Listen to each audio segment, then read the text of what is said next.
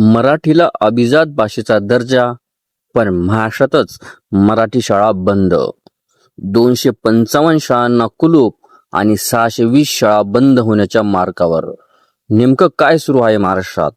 महाराष्ट्राच्या शिक्षण क्षेत्रामध्ये एक धक्कादायक वास्तव हे समोर आलं आहे.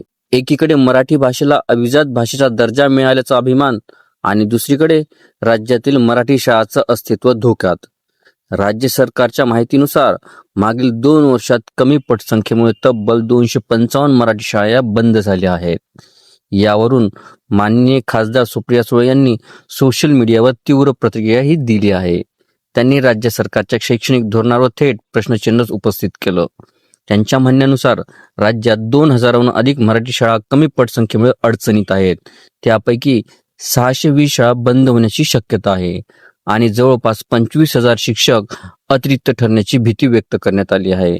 त्यामध्ये कोकण 700, विदर्भ 800 पेक्षा अधिक, पश्चिम महाराष्ट्र 700 पेक्षा अधिक, मराठवाडा 400, उत्तर महाराष्ट्र 300 पेक्षा अधिक ही आकडेवारी खरंच धक्कादायक ठरणारी आहे. डिसेंबर 2025 मध्ये 620 शाळा बंद करण्याचा निर्णय घेतल्याचं सांगितलं जात आहे. याचा परिणाम असा की 70 गावांमध्ये शाळाच उरलेली नाही. सिंधुदुर्ग जिल्ह्यात शिक्षक, विद्यार्थी आणि संस्था चालकांनी लाखोच्या संख्येने मोर्चा काढत सरकारला निवेदन दिलं. दरम्यान या संदर्भात शिक्षण मंत्री यांनी स्पष्ट केलं आहे की शासनाने मराठी शाळा बंद करण्याचा कोणताही धोरणात्मक निर्णय घेतलेला नाही. त्यांच्या म्हणण्यानुसार पालकांचा कल इंग्रजी शाळांकडे वाढत असल्याने काही शाळा बंद पडलेल्या आहेत. सरकारकडून मराठी शाळांमध्ये प्रवेश वाढवण्यासाठी विविध उपक्रम हे राबवले जात आहेत. शाळा प्रवेशोत्सव, इयत्ता 1 ते 8 साठी मोफत पाठ्यपुस्तक, प्रधानमंत्री पोषण शक्ती योजना, मोफत गणवेश. पण प्रश्न अजूनही कायमच आहे. अभिजात भाषेचा दर्जा मिळाल्यानंतरही मराठी शाळा का वाचत नाहीयेत? पालकांचा विश्वास मराठी शिक्षणातून का कमी होतोय?